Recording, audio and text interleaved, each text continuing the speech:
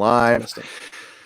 Welcome back. Oh, my camera just froze up. Why did my camera just freeze up? Oh yeah, that's crazy. Hang on, people. We're gonna stay live. I'm just gonna turn my camera off and figure out what the hell's going on here. And I have a feeling I know what it is. I'm gonna stop recording. My camera's on.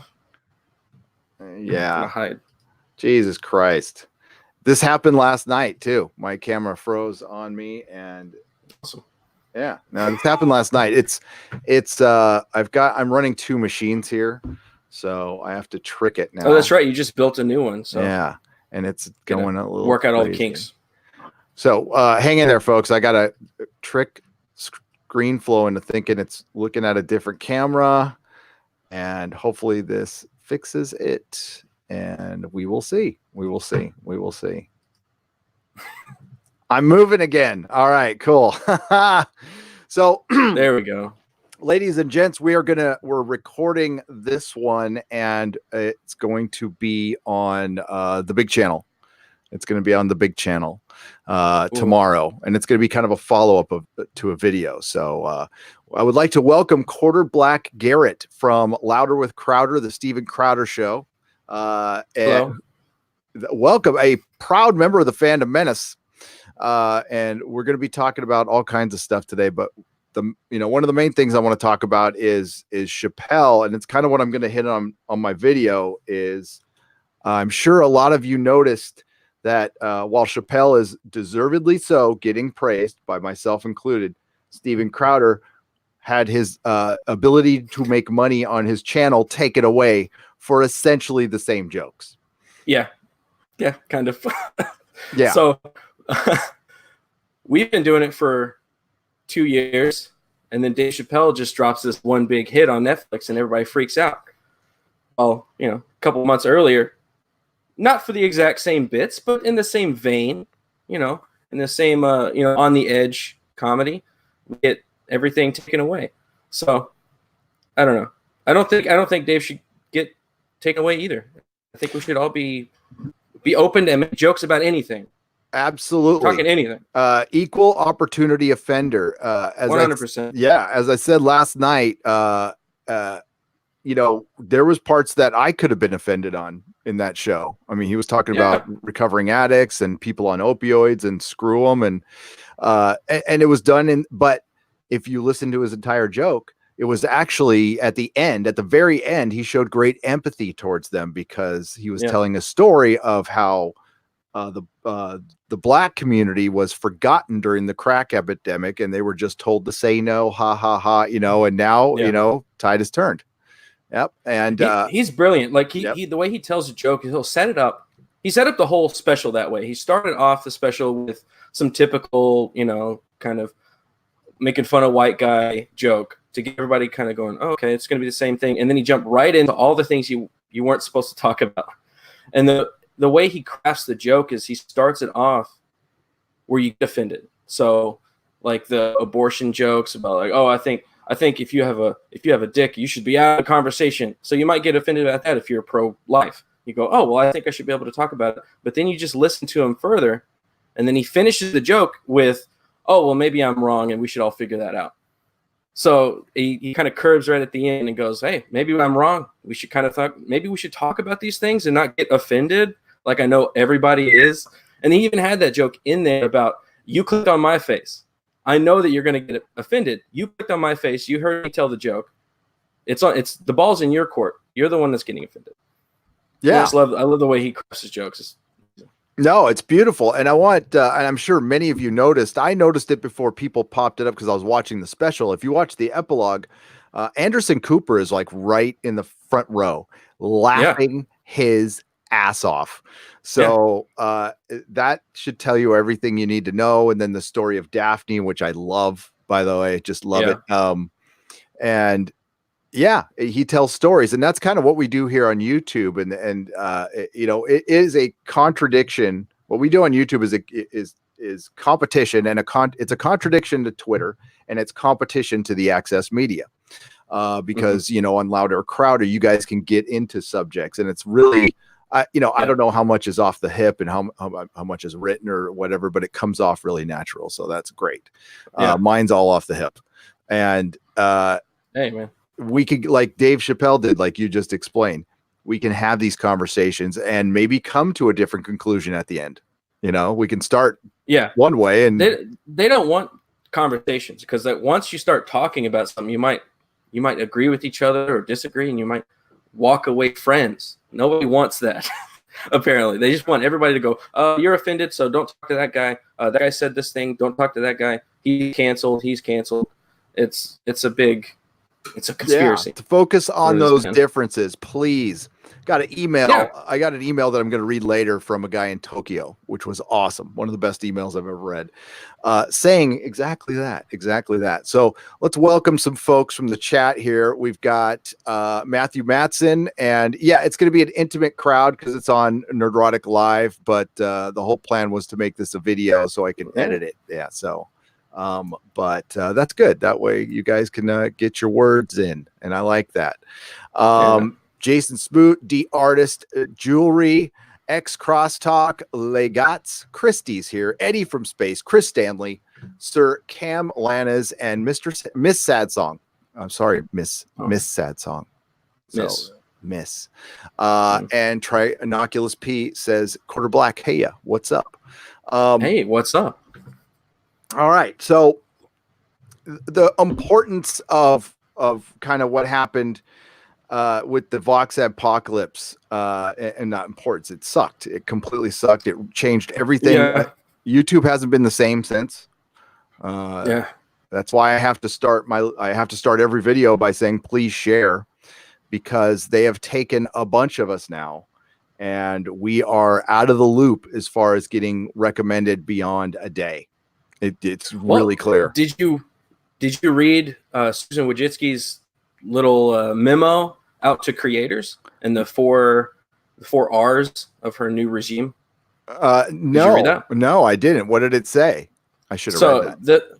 The whole memo was about having an open platform. So she starts off her big memo saying, we want to focus on being an open platform for all voices. You're thinking like, okay, she's going to be like, okay, it's better to be an open platform with a bunch of different diverse opinions instead of a closed off, echo chamber. Well, she starts off with those words where you sound like, okay, that sounds good. Then she goes down to the bottom and goes, well, this is actually how we're going to implement, that being open is really important, but also safety is really important. And then you go, okay, here it is. So then she goes to the 4 R's. I can't remember what they are, but it's like remove, which is removing harmful content, which is who determines harmful content? I don't know. She does, I guess. Then it's reduce. So reduce the algorithm suggesting people to go watch content that's on the edge. That's what they say. So they have content that is over the line, and then they have content that is on the edge, which I don't know what on the edge is. This random people deciding if it's close or not, if they get offended. I don't know. So that could be you, that could be Jeremy, it could be us, it could be, anybody. So that's and then the fourth one is reward. So rewarding content makers, content creators that fall in line with how they want content to be made.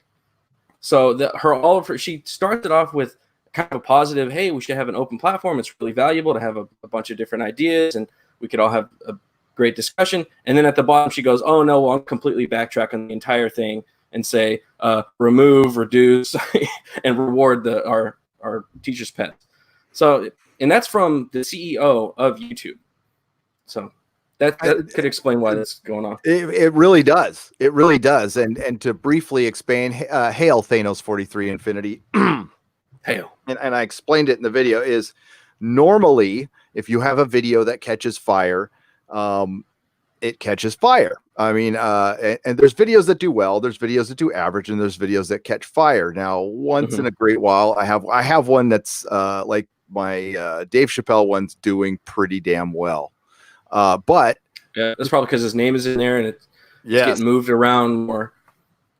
But I had a bat woman, whether you like the video or not, it got 50,000 views in the first day and 6,000 in the second.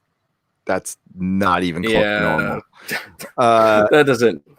That That doesn't fly. No, it gets throttled, and videos do get throttled, and some should. I understand that, but that's what's going on right now, and that's all since the Vox adpocalypse. And they're afraid. YouTube is afraid. I don't even think that it's a big evil corporation that's purposely trying to suppress people. I think they're just afraid of the same cancel culture that's going around everywhere else. Is that like Mr. Beautiful and Brave Carlos Maza tried to do, Beautiful and Brave.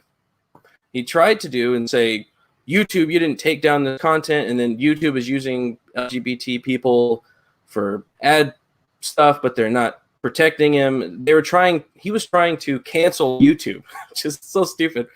But it didn't work. But they're afraid of that. They're afraid of the backlash of people. So then they step back and go, let's start throttling everybody that might even be close to hateful, and then we'll try to go from there.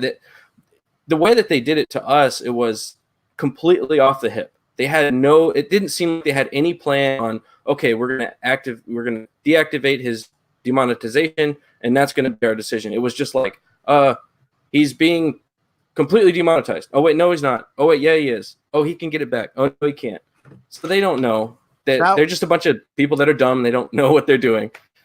No, that's the real problem. And I know Steven probably put a strong face, but that must have been just gut wrenching. It's absolutely gut wrenching on a human level. And listen, Steven's job is no different than Dave Chappelle's job. It is to make you laugh, make you think, and push boundaries. That's what comedians do. I loved all the comedians that they were rolling out for criticizing Steven and Dave. And it's like, I have never heard a single one of these comedians. Every time. Every time it's like, who are you? I've never heard of you ever. And all of a sudden you're like the authority on comedy. Yeah, exactly. I mean, and just my philosophy on life, you are not a thing unless it can pay your rent. Just saying. You're not a thing until you can. You could say aspiring. I'm an aspiring comedian. I'm an aspiring artist. I can't say I'm a comic book artist, even though I've illustrated full comic books. I've written full comic books. I don't ever apply that label because I didn't make any money at it. I wasn't successful. So it's not a career yet. No, so it's a profession. They're like, we went up on a open mic night once, so now we're a comedian and we have authority and we can say that Dave Chappelle isn't funny. What gives you the right to say that Dave Chappelle just isn't funny? Yeah, he is. He's clearly is, and he has been for like 20 years. Yeah. And you are not the arbiter. You could say funny to me, but coming out from authority, well, bring in, if you bring in a seasoned comedian that everybody respects, that carries some weight. Nobody was saying that, not even to Steven. So, which is interesting because the comedians are afraid. Susan Wojcicki is afraid. YouTube is afraid. Everybody's afraid right now. The video I just dropped, a guy quit a writer's room because he just didn't want to deal with CBS's HR department. This was if you didn't watch the video, go watch it. It's a black man. Walter Mosley was a writer for Star Trek Discovery.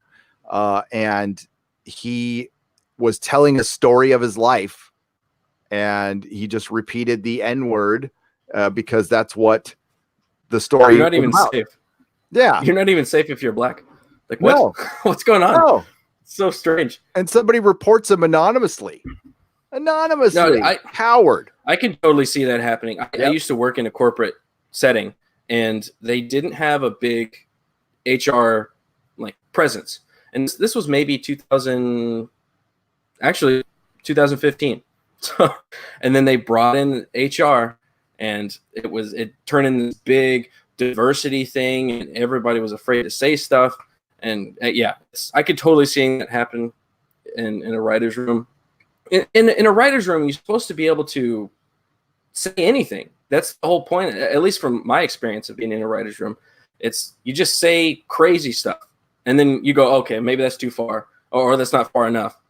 Like, a writer being afraid to say something in a writer's room means that they're not doing their job. Like, the writer's room is not working, and you can't say whatever you want to say. And then that's scary.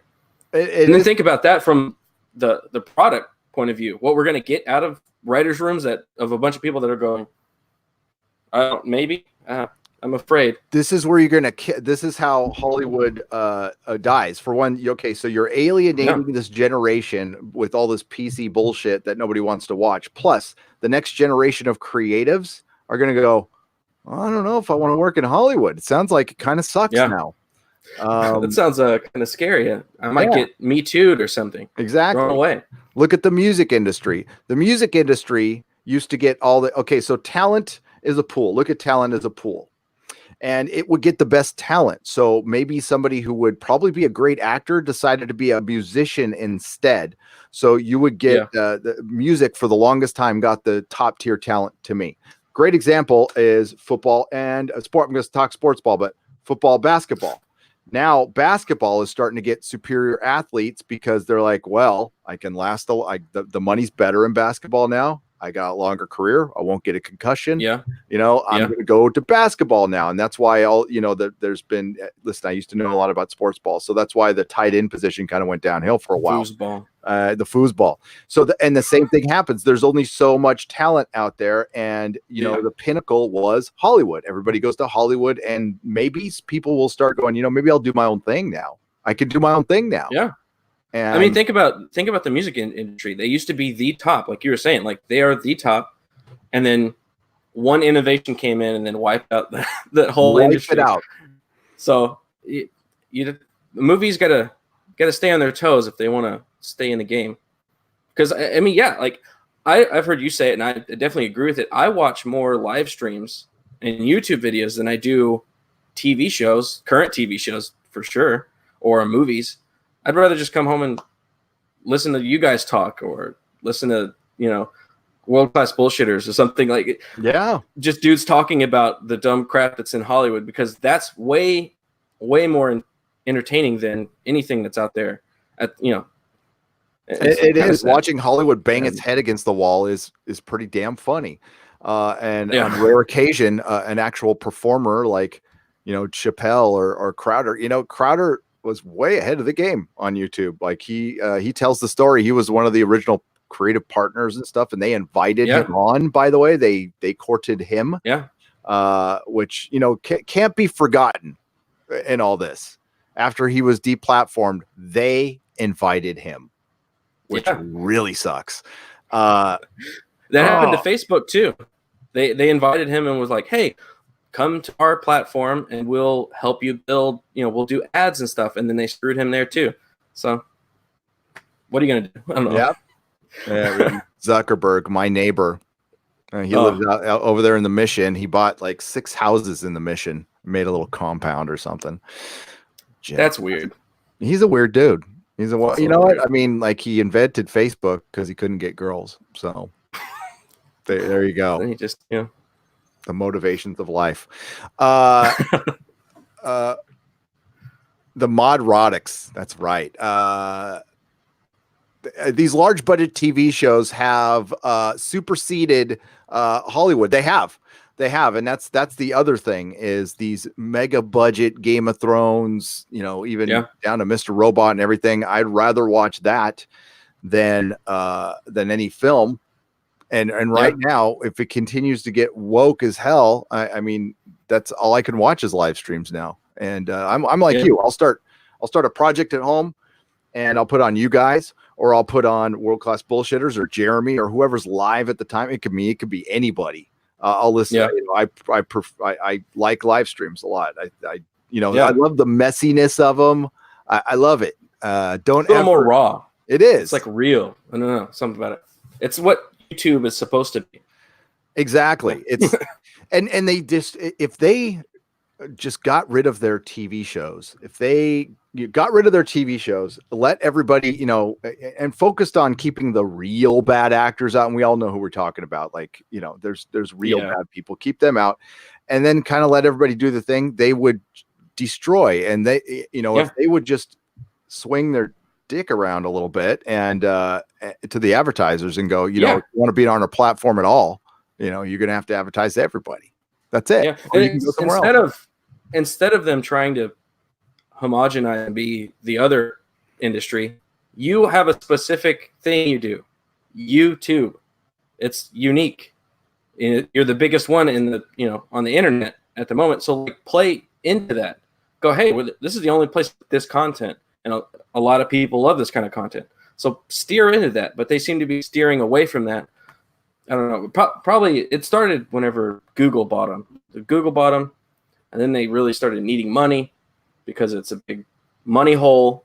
And they're like, oh, well, let's just capitulate to advertisers. Let's capitulate to having TV networks now on because they have YouTube TV. So they've gone away from, at least whenever I first started using the platform, it was all about YouTube.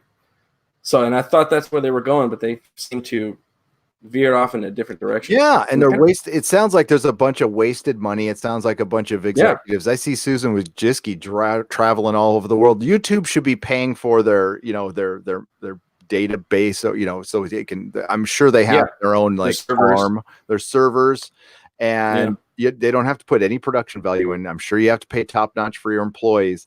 You got a building in San Bruno right next to the San Andreas Fault that you don't need. You could put a building in freaking Nevada, tax free, and just let people create content for you and sit back and collect the money. You take 30 all you have to do. Super chats, for fuck's sake.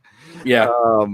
I don't know how they're not making money. There must be some gross. They're like billions in the red every year. How are you that? I mean, I guess I kind of get it because they don't have advertising made specific because they have this weird advertising system where big groups of advertisers will kind of all agree to have certain pieces of content in their advertising, and that's it.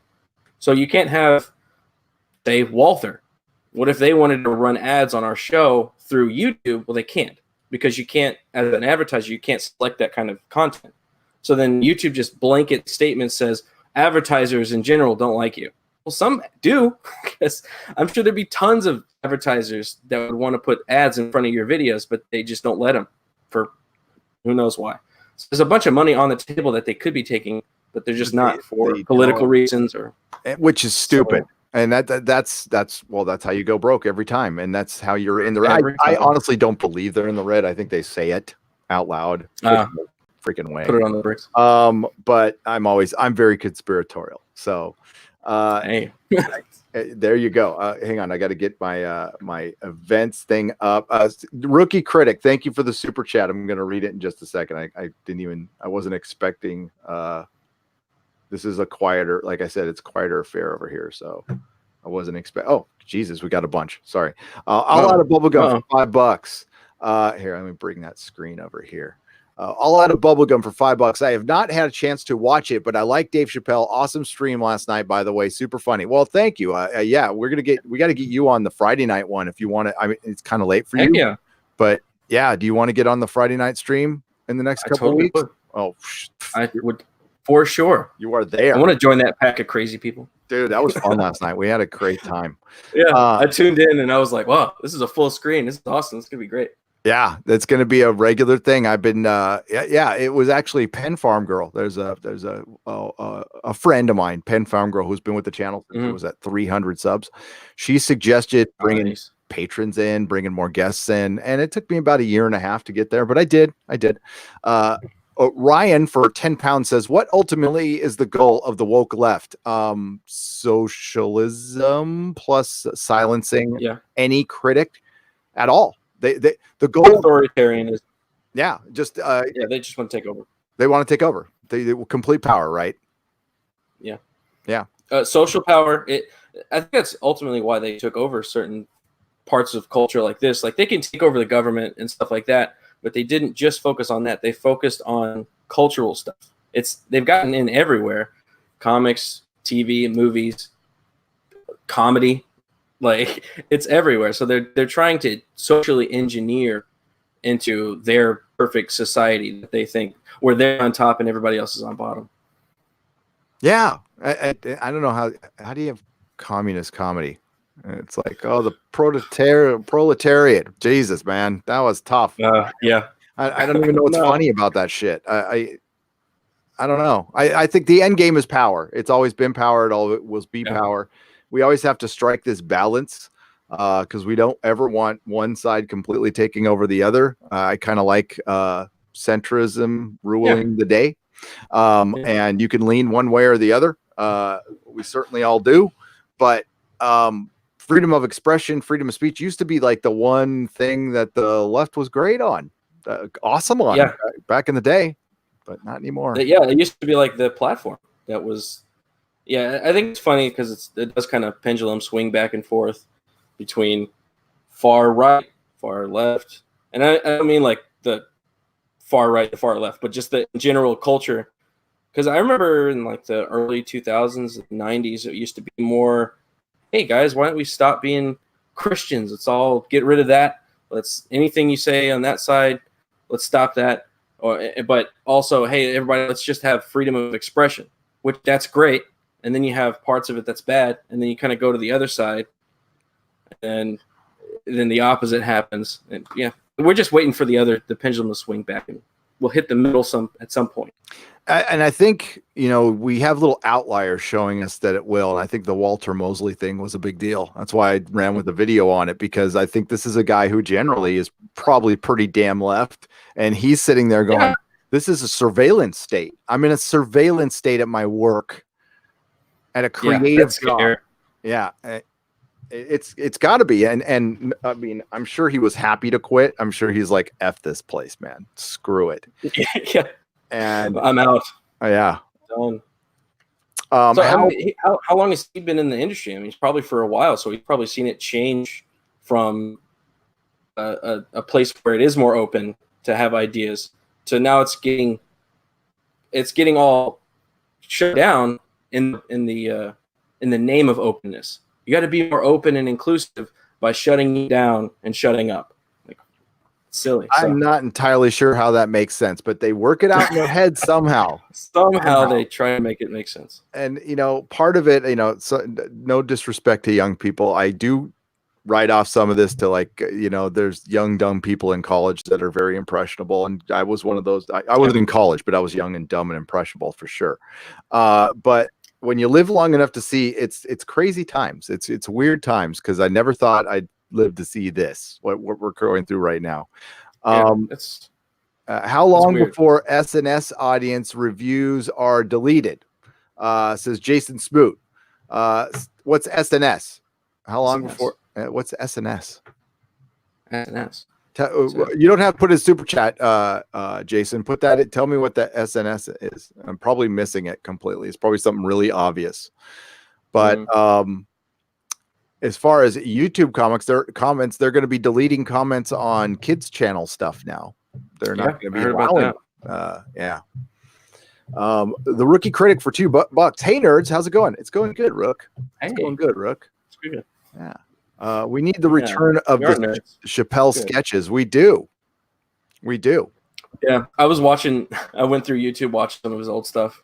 I was watching the Great New York Boobs. You remember that one? Yes. Where he just goes around New York and just tells chicks they have nice boobs and sticks a trophy on them. Like, that would never happen today, but it was so funny. It was great stuff. Yep. I miss that era. It was good. I do. God, the Man Show before Jimmy Kimmel totally sold out, and good stuff. There was good stuff. I remember Comedy Central when it was just nothing but stand up, and it was like raunchy stand up, and they would us at night. And this was in the early 90s, late 80s, early 90s. It was. But I love sketch comedy, so I grew up on that. I grew up on Monty Python. Love the Kids in the Hall. Yeah. You guys do good. I saw the one last night was pretty funny with the chick, or was it last night? Night before with the chicken and it was last night. Yeah, and the lawyer eating a cat. That was pretty funny. Silhouetted Animator says hashtag prayers for Sid Haig. Sid Haig is in some Rob Zombie movies. He's yeah. Apparently he's in the ICU. Is he okay? What's going on? He's in the ICU. What happened, Silhouetted? You don't have to put a super chat. I love that guy. Yeah, that guy's hilarious. Yeah. Tell us what Sticks happened. and Stones. S&S. Sticks and Stones. Thank you. Okay, thank you. My bad. I'm wondering how, especially on Rotten Tomatoes, when they're going to shut that down, because it's the. I'm waiting for them to say, "Oh, they're not reliable, so we're going to remove them." waiting. I'm waiting for that to happen. Although there is a bunch of the reviews that pick out certain points of the show to prove that they watched. Yeah.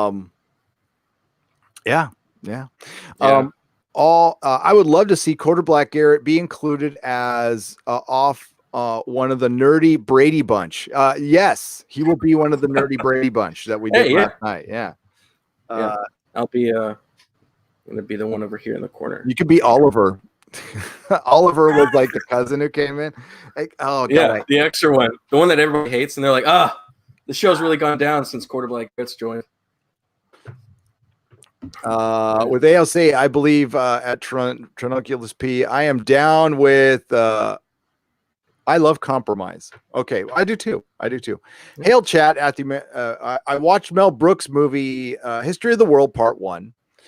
I can even highlight this one here. And the other night, that could never make that movie too unpolitically correct. Absolutely, James. I don't think they can do any Mel Brooks movie anymore, to be honest with you. Could you imagine if Mel Brooks came back and did a movie in his 90s and was completely non-PC? It'd be amazing. It'd be beautiful. We need to develop some kind of life-extending serum that we could just inject into Mel Brooks. We need SJW the movie. It just needs to happen. Yes. And you just lean hard into a group of SJWs doing stupid SJW stuff for 2 hours. I think it would be hilarious. And just really on the nose. Everybody's got blue hair. And you start off the movie by everybody talking about how different they are. And they all say the same exact thing. We're all diverse. Isn't it great? I'm so proud of our community. We're so diverse. And then it just pulls back, and they're all exactly the same. They all wear the same clothes. God, there's a picture that I tweeted up. Jodie Whittaker is always talking about diversity in Doctor Who, and there's a picture of like 10 blonde female doctors, all white, and it's like, there's your diversity right there. Like, okay, I thought diversity meant something else, but that's right. Maybe I'm wrong. Hey, what's up? JP, yeah, that's my other appointment today is JP from Egotastic Fun Time. JP's awesome. Oh. Boom, what's up, baby? We love JP. JP is like an Orville guy. He's a good Orville guy. He likes The Expanse too. Have you watched The Expanse? I watched the first 2 episodes. I haven't got back into it because I've been watching Next Generation. After the Orville, I binge watched all the Orville, and I'm like, I need more Orville. It's not coming out till next December, so I just went back and watched Next Generation again. So there you go. That's good. There's more. Yeah, I'm jonesing too, but it had to go to Hulu. Believe me, everybody, it's better off at Hulu because I think I don't know how much I can say, but it's better off. Trust me, it has a better chance of surviving past that. We'll just say that. I'm pretty sure it's going to be weekly. I'm pretty sure that's what I was told. I don't know if I'm allowed to say it, but okay. Yeah. It's just between us. Don't tell anybody else. Okay. And yeah, I love the Orville. I love JP. I love it so much. I love the Orville. It's a great show. That's what the epic Majo, another woke movie. That would be the best title. Yeah, that works. That totally works for me. I like that a lot. I'm gonna start writing this movie now. The ironic documentary on SJW. Yeah, you know what? Actually, if you the better way to shoot it is you get some actual SJWs and you tell them you're doing a documentary, a serious one, and you just it's all earnest. All of their acting is super earnest. They're like, we are serious about all these things we're saying. That'd be great. Fund it. They couldn't tell because it'd be absurd. They couldn't tell. And like people behind the camera all, we're not laughing at anything. It's good. Perfect. That's good. That'd be great. Oh my god. Oh man. I want to see that. So I'll add a bubble gum. Thank you very much for the super chat. By the way, Black Mask and Birds of Prey won't have a full mask. I heard that there will only cover the top half of his head. No bottom skull. That's stupid. Everything about the movie sounds dumb. It sounds horrible. Yeah. It sounds like, okay, so they're Tony. Yeah, he's going to be like this. I'm Black Mask. And it's just going to be, here's what they're doing with it. See, Birds of Prey is popular because of Harley Quinn. People like Harley Quinn because she's really hot and sexy. And now you can't be hot and sexy.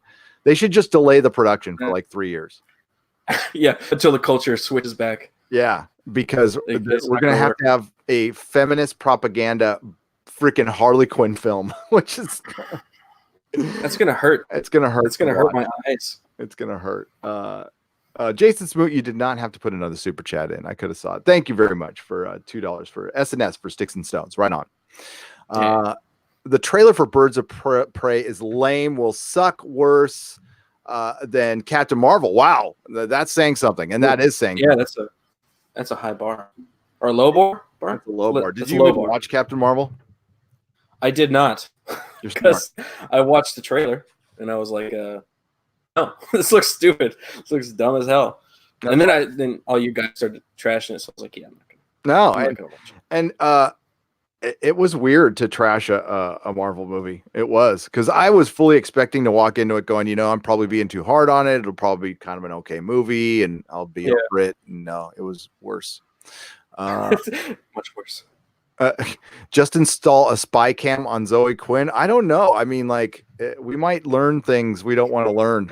Yeah, we might not want to see that. The bodies. A lot of editing. Yeah. I did run into her at Comic-Con though. That was weird. Yeah, watch out! You might get me too. Yeah, man. Run away. Run away. Run away. Yeah. Adam Child, what's up? He just wanted to say hi. What's up? Trinoculus P, it's good to see you. Great troll. Kenzie Taylor is my Captain Marvel. Yes, Kenzie Taylor. Did you hear about the Captain Marvel parody? I did. Okay. Yeah. Kenzie is my. The suit looks like more accurate than the one in the movie. It does. She's great. Roland Holmes says he's hungry. I'm kind of hungry too. I got to eat before I talk to JP. I think my pizza got here. She will kill again. Let's talk about Zoe Quinn. She probably is. She's like Hollywood murderer. Scary. Yeah. She's like, the Black Dahlia, something like that. I have been a Star Wars fan my entire life and refused to watch The Last Jedi, says Danny Rice. Good. You're smart. Yeah. If I hadn't have had the channel, I wouldn't have gone. I really would have skipped it. I'm so conflicted because I want to see the trash fire, but I don't want to give him any money. I may just have to wait till it's elsewhere. Yeah, you know what I mean. I think I'm gonna buy tickets to Cats, and that's a good plan actually. We're doing. There's not going to be anybody in Star Wars. No, you just get to see. God no. And we're doing a meetup here in San Francisco. Oh, so, yeah. If you ever come to San Francisco, dude. Yeah, it's a good time to go, I guess. Yes. Go watch it. Hell yeah. But Bill the Cat 405 was watching. Hang on. Watching and only 83 thumbs up. What a bunch of underachievers. What is this, better, people? Come on, yeah. Lick that like button, people. Yeah, I was going to do this on the main channel, but I wanted to make it part of my video. So I thought that was a better idea. It's a video I've been working on for like 6 days. So hopefully it's good. It better be with me working on it. Hopefully put some time into it. Yeah. The one this morning, I made it this morning. So although it's not morning anymore, it's like 2 and 8. I started it at 9 and I looked up. I'm like, oh shit, I gotta finish this thing. Oh no. What's up, Gil Yesh and Christy? Thank you for being. You're wrenched in here, right? I can't. Hang on. I can't tell. I'm pretty sure you're wrenched in here, right, Christy? Okay, good. I wanted to make sure you're wrenched in here. So has anything? I mean, I don't know what you. I don't want to not talk. Don't talk about anything you can't talk about. But how's it been since? Has things leveled out? Are things okay right now? I mean, it seems like you're going full steam ahead, and Mug Club's doing good. We're doing real good. A lot of people came in and supported us whenever all that Adpocalypse stuff went down, and thankfully we do have Mug Club. Yes. So product placement. So we do have that. So we were able to keep going, and I think we might be doing. I don't know if we're doing better, but we're definitely keeping the pace up. We're doing better view wise. Our views are doing much better. So maybe it's all a big positive. Good anyway. I mean, like Christ, you gained a bunch of subs, which is great, and you guys are going to beat the Young Turks someday, and soon. Yeah, Jeremy just passed up John Campia, and then you guys can pass up the Young Turks, and then. But we don't want to, we don't want to talk about it because that would be punching down. I'll punch somebody in the balls. I don't care. Hey, that's my dad. My dad didn't teach me a whole lot. He taught me that don't be stupid, you moron. And he said always kick a man when he's down. So okay. Oh, okay. I love my dad. He was a very crass person though. You need to respect your elders. Yes. You listen to them. Yes. Especially me. Damn it. No. So yeah, no, that's good. I think that actually is balance returning to the world. I think that's the tangible, visible balance. Yeah, we were all pretty kind of shaken up at first, but then we all came back together and kind of did a team huddle, and then we're like, well, we're just gonna focus on putting out great content, and then we're not gonna run and hide. We're not going to try and push. We're just going to put out great content and just keep doing what we're doing. So, yeah, we're in a really good spot. We're in a really good spot. It's a lot of fun. That's good. I really liked, Steven's response to. We don't know if Carlos is even there at Vox anymore or not. I think so. Yeah, but I liked his response. I thought that was good. I thought that was a good response, which was, you know what? I'm not going to do my spike the football. I'm not going to do my little end zone dance. Yeah. We're going to move on because that mentality is not a good competitor's mentality anyway. So it's not good sportsmanship. No. So if somebody else, you take the high road and you just make fun of other people. Yeah, I mean, exactly. Always punch up though. I do like that. Yes. One of the Young Turks appearing on CNN says it all. Yeah, it does. And especially when one just said something horrific on a live stream. And he's fine. He's fine. Stuff that would end somebody else. Fine. He didn't get canceled. Nope, he didn't get canceled. So again, it's equal opportunity offender. I don't mind that he has every right to say it. And I don't want him getting canceled at all, to be honest with you. But just don't. It's the unevenness of the application of the rules that bugs me. It's really annoying. You know what sucks is I'll try to email him again. He emailed me, I emailed him back, and then I got busy and crazy and I kind of spaced out. But Black Pigeon, it wasn't Black Pigeon Screeps. It was it Speaks. It's the other Black Pigeon Speaks. Triple Crow, I don't know if you've ever heard Triple Crow 777, who's kind of like a conspiracy UFO kind of guy, reached out to me. He got wiped out too. Yeah, he had a big old channel and it's gone now. Wow. Yeah, I keep hearing that just channels get taken down and there's no correspondence of why they just get taken down. It's kind of scary. It is. Now he might have gotten his channel back. I don't know if you guys know, but I'm going to try to reach out to that guy too and see what happened. Yeah. But no, it can happen to any of us. Like we said before, any time now, if CBS becomes a big advertiser with YouTube and they start making decisions and that's scary. It is scary. That's why it's always, that's why I said I'm inspired by the Mug Club. I haven't done much about it yet, but I've got my little infrastructure going here to try to have some kind of a backup plan someday. Yeah. Because having multiple channels doesn't help. They wipe them all out. So if your like AdSense is connected to the same AdSense account, then they'll know what other accounts you have, and then they'll demonetize those too. Yep. Yeah. And I was dumb. I signed this up to the same AdSense, but I was like, I don't care. Better believe if hang on, it just went up. Better believe that if the SJW's woke globalists they would send us all off to re-education camps for daring to question the orthodoxy. Yeah. I'll be the first one in the re-education camp. I'll be right there. I don't do good with authority. Front line, baby. And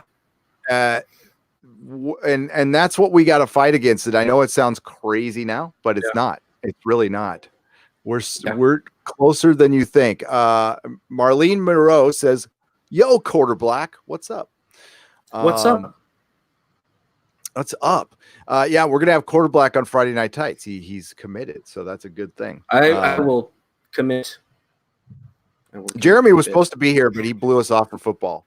Jeremy blew us off for football, dude. You believe that? Cool. Freaking sports ball in this. I don't appreciate it.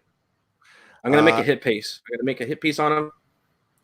It's gonna be very thorough on all of his videos, and every time he said, "I like The Last Jedi," it's gonna be the name of the video. Cancel Jeremy. Cancel Jeremy. Christy says YouTube and Google make a big splash, but it's always the smaller channels that are hurt more. It is. Yeah. And, you know, and that's what Steven and you guys were all talking about. And I don't think that was bullshit. I think, you know, Steven said over and over, like, I'll be fine, but these other channels won't, you know, especially the ones who have nothing to do with it. Yeah. Had nothing to do with it. Only some of the channels didn't even have political talking points at all. Like, they just get demonetized. Like, that whole weekend, people were just randomly getting demonetized. It's like, you're not even close to the issue. What's going on? Yeah. No. And it's weird, even within the Fandom Menace. Like, I'll do a video on the same subject as say Ethan, and this is just hearing Ethan say it on live streams. I don't know. We haven't really we haven't talked very much behind the scenes. Not that I like Ethan a lot, but we just, you know, we're both busy people. But I've heard him say that he gets most of his videos get demonetized, and like, honestly, it's like, he must be on some kind of list then, because like he and I will do videos on the same thing, say, you know, we have our takes, but like his isn't any like saltier than mine. He doesn't, I don't think he's even cussing, but he gets demonetized. That's what's going on within the Fandom Menace. Yeah, his name is probably on a list. I think Project Veritas, they did a expose video about Google. And there's probably a list of YouTube channel names that are automatically added to demonetization, because ours were that way. Every time we'd upload a video, no matter what the subject was, we literally read the Green New Deal from AOC. No jokes at all. Just straight read it word for word all the way through, and it still got demonetized within 5 seconds of uploading. So our name is on a list, probably next to Ethan's name. Yeah. That just says, hey, let's just demonetize this. Well, now we're off the list completely because we don't have to monetization at all. But yeah, there's probably a list, and you just haven't made it yet. Yeah. You'll know when everything's demonetized. You'll be like, I made it. I got big enough. I got to say though, you guys are kind of proof. I hate to back up Susan with just on anything, but I sub to Crowder, right? And I get all my notifications. I get them all the time. And you guys get pretty good views. Imagine though, if you were, I don't believe her. She says you don't get, she said there's no difference in recommendation, whether it be advertising or not. There might be some rule or law. I don't know, but I don't believe it. I don't believe it for 1 second. Could you imagine what you guys would be getting if you were monetized? Jesus. Oh yeah. Those are some insane views though. That's great. That's great. It's been cool because I watched it go from every Thursday we had about 10,000. I got it. I was in at 10,000 whenever I started running the show, and now I don't want to toot the own horn, but it's cool watching it myself as a fan, because I was a fan of the show before I came on the show, but watching it grow from 10 to 30. Now we're getting into, you know, mid 30 levels, kind of a consistent basis. It's really cool to see. But yeah, imagine if we were monetized, we'd be making money. We could do a movie, but no. Yeah. Take us down. Oh, that'd be great. We could do an SJW movie. We could do SJW the movie. Yeah, and we need one, you know, and you probably heard I was talking about it with Doomcock. It's like we need somebody to make fun of it. So like Hollywood wakes up one day and realizes like, oh shit, we're not the cool ones. And that would just mortify the crap out of them. You want to mortify Hollywood. You're not relevant. You're irrelevant and you're uncool. You know, like, oh no, we need to change everything. Fire everybody. Give me my bike in. You know. Matthew Manson. I remember when Nerdrotic was happy with 5,000 subs. I was stoked. Yeah. Matthew. I would be. That's a lot of subs, man. That's like it's a lot of people when you think about the number. That's 5,000 people. Put 5,000 people in a room just watching your videos. That's really awesome. It's really awesome. And it was fun. It was a great hobby. It got me through like a really bad job. Home life was good, but the jobs, I can't blame the job. It was me. I didn't want to work for anybody anymore. Sci-Fi Horizons, what's up? Deborah Messing is discounting is discount McCarthy.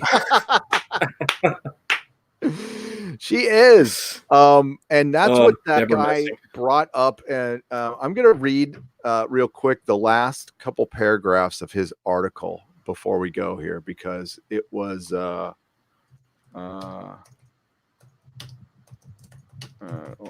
he brought Deborah Messing into it. He brought in McCarthyism. So and what Deborah Messing is actually suggesting is McCarthyism. It actually is a blacklist. A blacklist saying, "Oh, you voted for a person we don't like, so let's make a list." It's treading on some scary waters. And maybe she doesn't realize that that's actually in California. I mean, not that they'd enforce it. It's against the law. You're not supposed to be politically okay. Yeah, you're politically bigoted is what I like to say. But here, I'll just read it, the last couple paragraphs here, because I thought it was pretty good. We'll just say the last one. So to lead up to this, my answer to HR was to resign, blah, blah, blah. My every word would be scrutinized. He said, I was in a writer's room trying to be creative while at the same time being surveilled by unknown critics who would snitch on me to a disembodied voice on the phone. My every word would be scrutinized. Sooner or later, I'd be fired or worse. Silenced. I'm a fortunate guy, blah, blah, blah. And the worst thing you can do to citizens of a democratic nation is to silence them. And the easiest way to silence a woman or man is to threaten their livelihood. Let's not accept the McCarthyism of secret condemnation. I love that saying. Instead, let's delve into a little deeper limiting power that can be exerted over our citizens, their attempts to express their hearts and horrors, and their desire to speak their truths. I don't like the saying your truth. There's truth, and then there's your opinion. Only this, but like he's not wrong. Only this can open the dialogue of change. And this is old school, like classical liberal, dude. I mean, that's and they're getting rid of him now. Yeah, it's like I like that chat. What's the plan? Because it seems like it is all power, but then they're getting their own. They're eating themselves. It's very strange how they're going about it. Because it seems that you'd think, okay, these guys think the same, so let's have them on our team. But then they cancel culture them too. They turn on each other, and that's the thing. Everybody. They're a loose set of allies, but we've seen it happening with schools. They're teaching. Here, they teach. There's a lot of alphabet studies in the curriculum. We'll just say there's a lot of alphabet studies, and there's a lot of hardcore religious people that aren't Christian who don't like those alphabet studies, and you're seeing lots of conflicts now between this, and it's a thing. It's a real thing. I got you. I'm picking up what you're putting down. Yeah. Nicholas Horton, new rumor: Netflix might be dropping their all of their content in one go and releasing content weekly instead. I read that, Nicholas. It's the binge model is unsustainable. It's stupid. It's dumb. Yeah, it should. I agree with you. Yeah. How can you do that? How can you pay for that? You paid hundreds of millions of dollars for a TV show that's forgotten in 2 days. Yeah, it's rough because, like you said, with The Boys, people should still be talking about that freaking show. It's a great show.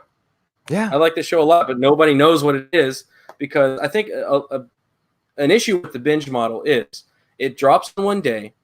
Not everybody all watches it at the same pace or at the same time. So you don't know if hey, can I talk to you about the last episode or episode 2 or episode 3? Because I don't know if you're on episode 5 or you've watched the whole thing or watched none of it. So you can't even water cooler talk with people because you don't know where they are in the show. So that's all gone. And then there's not consistent. You can't do watch parties. I was going to plan watch parties for The Expanse. I was going to try to organize, get a bar or something, dude, awesome. to play The Expanse every week, and we'd all go there and geek out over The Expanse. And then they're dropping everything at once. I can't do it, and I'm not going to sit in a bar for freaking 10 hours while I watch the entire thing for The Expanse, So that idea went out the window. They blew it. Maybe with another show. We'll see. No parody will top Abducted by the Daleks. Silhouetted animator. Yeah, I know. I didn't know about that. Was it you who told me about that? The porno, the Dalek porno. Captain's Log, $5. Hail Neurotic. What did Quarterblack do during Crowder's time off for a while back? What'd you do? You just chill? I chilled. I went to New York. I palled around over there with my friend. Went to Manhattan. Did a lot of fun stuff. That's kind of it. I started working with Doug Tenable on his trading cards, doing all of the design work on that. Just kind of took a break because our show is a marathon. It's a fun marathon, but it's a marathon. So when we get those breaks, you gotta relax. Oh, that's good. That's good. Yeah, that freaking crowdfunding was insane. That was crazy watching that thing go. Yeah. My sensei said no man has a 6 foot high bullocks. No, says Psycho Dwarf, $2. No, they do not. Adam Child says NBA 2K20 has a story by LeBron that's full of SJW logic. Gary video games are going woke too. I'm not surprised. Yeah. Do you hear about the Jax storyline in the new Mortal Kombat? No. How there's some kind of time element to the storyline, and if you play him and beat the game, that spoiler alert, if anybody gives a crap. Spoilers. If you beat the game as Jax, then he uses the time to go back in time and free all the slaves and basically create a Wakanda, but Jax Wakanda. And it's like that character's never said anything about race. Like nobody cares about that, and all of a sudden you have to write these stories. Video games. Why? Why is it everywhere? It's everywhere. You can't go anywhere to relax. And they don't want us to. That's the key, right? Yeah. They don't want us to. So silhouette and they want it to be everywhere you look. Yep. And so you're not forgetting it. So you're not comfortable. So you're not relaxed, and you're always on edge. So you'll finally go, fuck it. You guys can be empowered. I think they want. They think they can annoy us, like kids going, dad, dad, dad, dad, dad. It's like, no, we're not like that. Zoe Kravitz was almost cast as Catwoman in Matt Reeves' Batman. She was too busy. Now they're looking at for a Zoe Kravitz actress. They should get why am I blanking her name now? From Legion. Oh my God, I'm old. I'm blanking on her name. You know who I'm talking about. What's her name? From Legion. She's awesome. She should be Catwoman. Zoe Kravitz like actress is silhouette anime. Gotcha. I'd never seen Star Trek. I like JJ without seeing Star Trek before JJ. I want to know why it sucks now. There's a ton of Star Trek shows. Why do I begin to understanding what's happening? Help, I feel lost, says Adam Child. I've never seen Star Trek. I liked JJ Trek without seeing Star Trek before JJ. I want to know why it sucks now. There's a ton of Star Trek shows. It sucks now because of why Star Trek sucks now? Because JJ Trek, the first one wasn't like a horrible offender. It was what happened after it. And he's tried to make it into Star Trek, and it's unwatchable. And Star Trek Discovery in particular looks like JJ Trek, but it's written by Alex Kurtzman. And it's written by his team. They suck. They are terrible. They cannot write. It is just bad. Beyond any level, it's bad. Thank you, Adam Child, for $9.99. We got to wrap this thing up because I got an engagement that I've got to get to. But we will get you on. I'll ping you. Yes. And I know you're busy at your job, but yeah, we'll get you on like Can you call it a job? I guess you can. Maybe it's a fun job though. It looks fun. Yeah. It looks fun.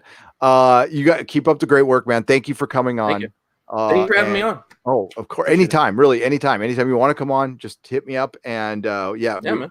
We will make it happen on Friday night. Okay. Let's do it. Everybody, thanks for supporting. Thank you for the super chats. If I by any chance, I don't think I missed one, but if I did, I'll make up for it on the next live show. And please share this one around. I'm going to keep it up on the channel. So if you could please share it around, I would greatly appreciate it. And is there anything you want to plug? You have your own channel, right? Oh, just my channel, 1/4 Black Garrett. It's a YouTube channel. If you can find it, it's hard to find, but you guys helped me beat Gerald on the show, so I totally smoked him in our race to 1,000 subs. So if you want to do that, I also have a Twitter account, same thing, Quarter Black Garrett on Twitter. I'm also on minds.com if you do that kind of thing. That's about it. That's all I do. That is just watch the show on Thursdays. Yeah, definitely watch the show. I watched the show. My next video will either be a sequel to it or a piece of it, and it's going to be about Chappelle and kind of the subjects we went over here. Been working on it for days. So there you go, Christy. You're awesome. So good night, everybody, or good day. Have a good Saturday. Talk to you soon. And then I will hit the end button. Bye-bye. Awesome.